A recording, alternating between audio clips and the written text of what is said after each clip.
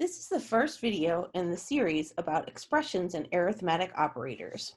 By the end of the series, you should understand that expressions can be evaluated by a computer and the results of the expression can be stored in a variable.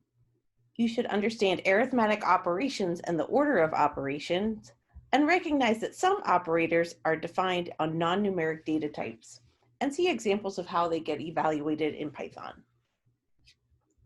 Before we look at some arithmetic operators, let's review a little bit about variables. Remember that variables are a named storage location that we can use to recall data in our programs.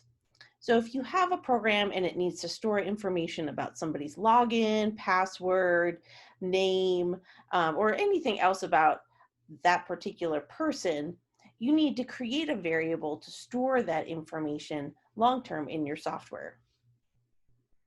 Python has various rules for creating an identifier for the variable. The identifier is just a way of saying the name that's associated with that particular memory location.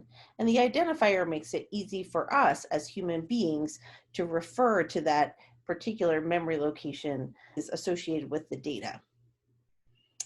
A few examples of declaring a variable are creating a variable called my name to store a piece of text like Dr. Anawalt, creating a variable like your grade to store a value like 99.99, or creating a variable like days per week to store a value like 7. Variables can store all kinds of data, whether it's text data, decimal data, or whole number data. In each of these examples, we use the special assignment operator to assign a particular value found on the right-hand side of the assignment operator to the variable associated with the identifier or name stored on the left-hand side of the assignment operator.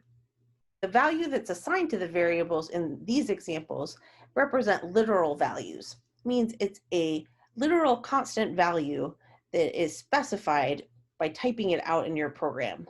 So for example, the text string Dr. Anawalt is a literal value. The numeric value 99.99 is a literal value, and the number 7 is a literal value. Literal values are just one of the possible data values that we can assign to a variable. It's also possible to assign the value stored in a different memory location to a variable, or to create an arithmetic expression that evaluates a mathematical formula and stores the result in the variable.